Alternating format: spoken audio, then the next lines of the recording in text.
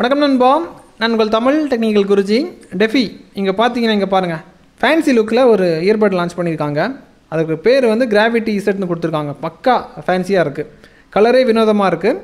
இதை தாண்டி என்ன சொல்ல வராங்கன்னா, கம்மி பட்ஜெட்டில் நாங்கள் தான் 50 மணி நேரத்துக்கு ப்ளேபேக் டைமை கொடுக்குற இயர்பட் லான்ச் பண்ணியிருக்கோம் சொல்லியிருக்காங்க. இதை தாண்டி இன்னும் விஷயங்கள் நிறைய இருக்குது. டெக்னாலஜி வைஸ் என்னென்ன பண்ணி வச்சுருக்காங்க, பாக்ஸ் கூட என்னென்ன வரும், என்ன தருவாங்க, எல்லாமே ப்ரீஃபாக தெரிஞ்சுக்க போகிறோம். ஏன்னா ரேட்டு பார்த்தீங்கன்னா இங்கே 2500 போட்டிருக்காங்க. ஆன்லைனில் செக் பண்ணும்போது 1200 தான் வருது. என்ன இருக்குங்கிறத பார்க்க வேண்டாமா? வீடியோக்குள்ளே போகலாம். அதாவது இது வரைக்கும் நீங்கள் சப்ஸ்கிரைப் பண்ணாதவங்களா இருந்தீங்கன்னா சப்ஸ்கிரைப் பண்ணி வச்சுக்கோங்க. ஃபாலோ பண்ணாதவங்களா இருந்தீங்கன்னா ஃபாலோ பண்ணி வச்சுக்கோங்க. ஏன்னா புதிய புதிய கேட்ஜெட் நம்ம சந்தைக்கு வரும்போது உங்களுக்கு டான்னு நோட்டிஃபிகேஷன் கிடச்சிரும். ஃபுல்லாக பாருங்கள்.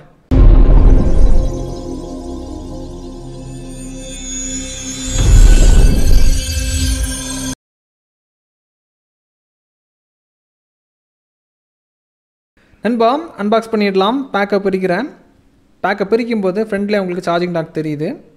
கலர் வந்து பார்த்திங்கன்னா மைக்ரோமேக்ஸோட இன்ஃபோன் வந்து அவங்க பேக்கிங் எந்த மாதிரி பண்ணுவாங்களோ அதே மாதிரி தான் அதோட பேக்கிங்கும் இருக்குது. இங்கே உள்ளாடி இருக்கக்கூடிய டாக்கோட கலரும் அந்த மாதிரி தான் இருக்குது. அது மாதிரி தான் இருக்குது பார்க்குறது ஃபுல்லாகவே. இந்த டாக்கை வெளியே எடுக்கும்போது சின்ன சைஸ் டாக்காக தான் இருக்குது. இதை ஒதுக்கி வச்சிடலாம். இதை தவிர ஸ்பாஞ்செல்லாம் எடுத்ததுக்கப்புறமா இங்கே பாருங்கள், யூசர் மேனுவல் தந்துருக்காங்க, வாரண்டி கார்டு இருக்குது. அப்புறமா கீழே ஒரு குட்டி பேக் இருக்குது.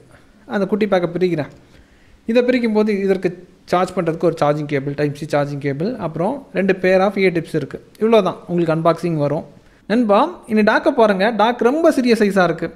ரியல்மி எப்படி வந்து டாக் இறக்குவாங்களோ அதே மாதிரி பண்ணியிருக்காங்க. டாக்னா ஒன்றும் கிடையாது, இயர்பட்டை உள்ளாடி வச்சு நம்ம சார்ஜ் பண்ணுவோம். சார்ஜ் பண்ணக்கூடிய பெட்டி எப்படி வேணாலும் நீங்கள் எடுத்துக்கோங்க. இந்த டாக்கோட கீழ் பகுதியில் ஃபாஸ்ட்டாக சார்ஜ் பண்ணுறதுக்கு டைப் சி போர்ட் தந்திருக்காங்க. அப்புறம் சிம்பிளாக இருக்குது டாக்கு.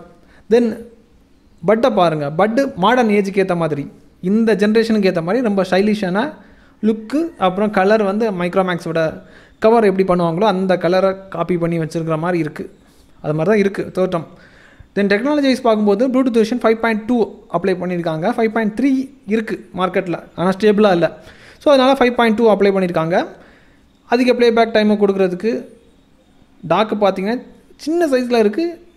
பேக்கப் டைம் அதிகமாக கொடுக்குது, வரவேற்கத்தக்க ஒரு விஷயம். தென் IPX4 ரேட்டிங் தந்திருக்காங்க. ஸ்வெட் ப்ரூஃப் தான், தண்ணிக்குள்ளாடி போட்டிங்கன்னா கஷ்டம்தான். ஓரளவுக்கு தாக்கு பிடிக்கும். 2-3 நிமிஷம் தவறி விழுந்துன்னா நீங்கள் எடுத்திங்கனாலும் யூஸ் பண்ணிக்கலாம். மற்றபடி டெஸ்டிங் பர்பஸ்க்கு நம்ம அதை பயன்படுத்த முடியாது.